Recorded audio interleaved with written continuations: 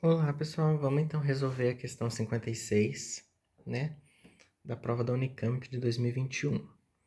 Os recifes de coral constituem importantes ecossistemas do planeta, oferecendo abrigo, áreas de desova e proteção contra predadores, e são o habitat de organismos na base das cadeias alimentares oceânicas. Bom, nós comentamos a respeito dos recifes de corais quando nós começamos a falar de fisiologia comparada dos ametozoários. Caso vocês tenham dúvidas relacionadas aos corais de uma forma geral, vocês podem lá dar um pulinho nas minhas aulas anteriores, que vocês conseguem encontrar. Não sei se é nesse. Aqui mesmo. Um pouco mais sobre os quinidários, né? A sua estrutura. E eu falo um pouquinho sobre os corais também, tá? Falo sobre o branqueamento dos corais, que é um problema ecológico grave. E tudo isso foi falado em aula, tá? Trouxe também uma questão, beleza? Então, qualquer coisa, vocês dão um pulinho lá na aula 5, tá? Mas, para a gente resolver, vamos ser um pouquinho mais ágeis, tá? Então, considerando os conhecimentos de biologia, é correto afirmar que os corais... Então, letra A. Com organização corporal polipóide, ou seja, os pólipos, né? São animais fixos ao substrato. Tá certinho. Com reprodução sexuada. Eu vou falar sobre isso. E os com organização medusoide, né? Organização medusoide são as medusas. Lembrando que os quinidários, eles poderiam ser classificados como pólipos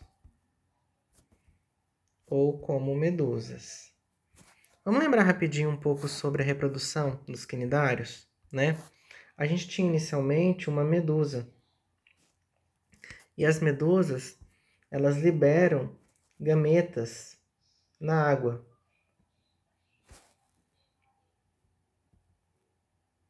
Esses gametas vão ser fecundados, né? Vão fecundar e vão formar uma larvinha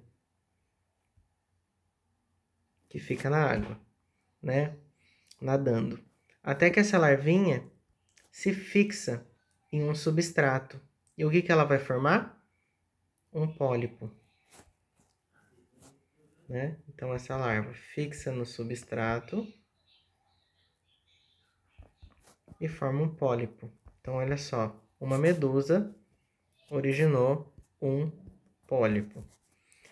Esse processo em que há liberação de gametas e fecundação, nós sabemos que é um tipo de reprodução sexuada. Tá? Esse pólipo, ele vai sofrer um processo de estrobilação, que é um processo em que ele vai se desenvolvendo e ele vai formar camadinhas, até que essas camadinhas se desprendem desse pólipo e forma uma nova medusa. Ok? E assim fecha o ciclo. Esse processo de estrobilação é um processo de reprodução assexuada. Certo? Porém, aqui na letra A está ao contrário, né? Está falando que os pólipos se reproduzem sexuadamente e as medusas assexuadamente. Então está ao contrário. O que vai acontecer, né, é uma alternância de tipos de reprodução. Quando a gente tem um ser vivo que está realizando uma... ora ele se reproduz sexuadamente, ora ele se reproduz assexuadamente, a gente tem uma alternância de gerações, também chamada de metagênese. Ok? Então a letra A está incorreta por conta dessa troca que ele fez nos tipos de reprodução.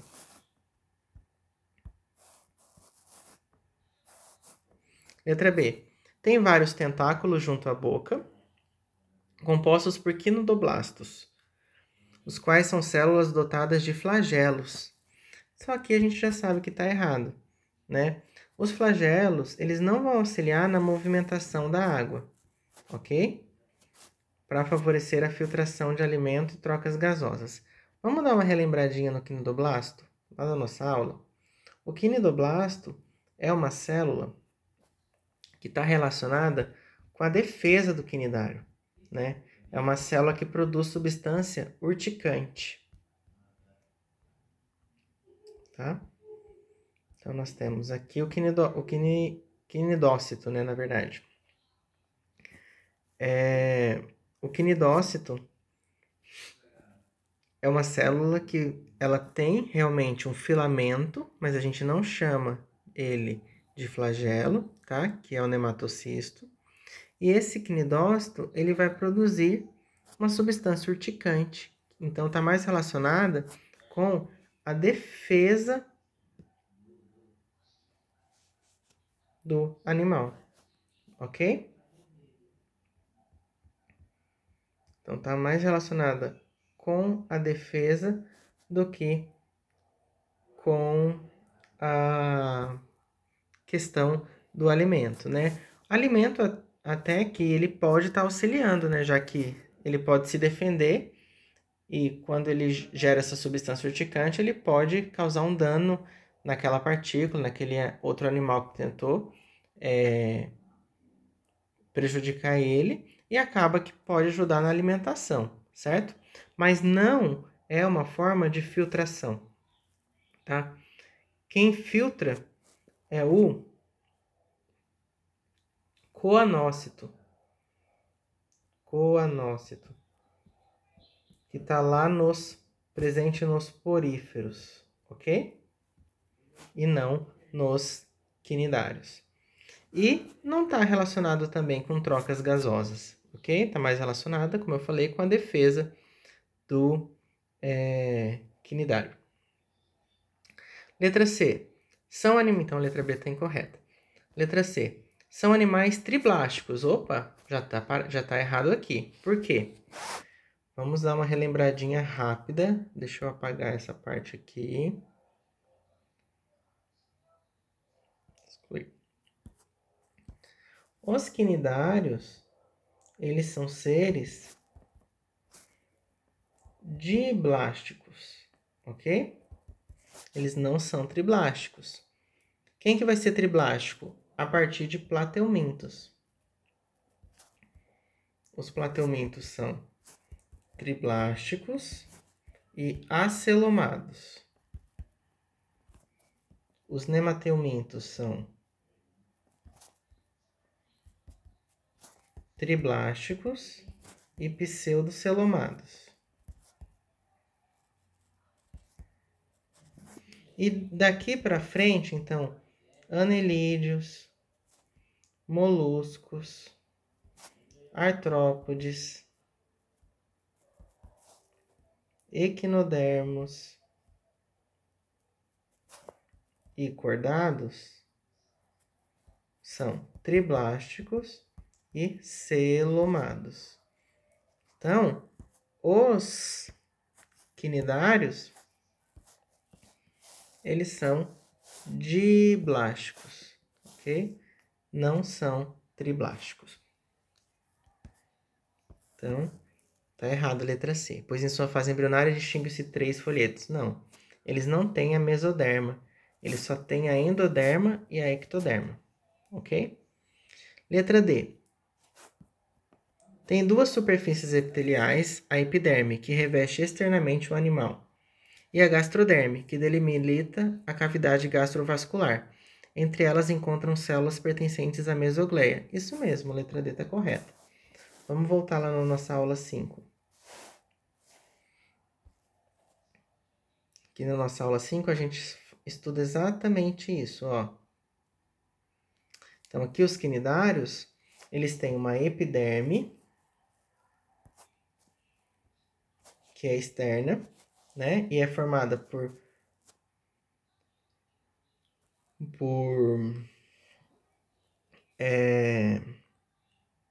por células, né? A epiderme é formada por células aqui. Embaixo da epiderme a gente tem a mesogleia, tá? Que é uma camada gelatinosa do quinidário. E embaixo da mesogleia a gente tem a gastroderme, né? Que vai estar associada à cavidade digestiva do quinidário. Então, a letra D está correta. Tem duas superfícies epiteliais, a epiderme que a gente viu e a gastroderme. E entre a epiderme e a gastroderme está a mesogleia. Então, letra D está correta. Qualquer dúvida, pode entrar em contato.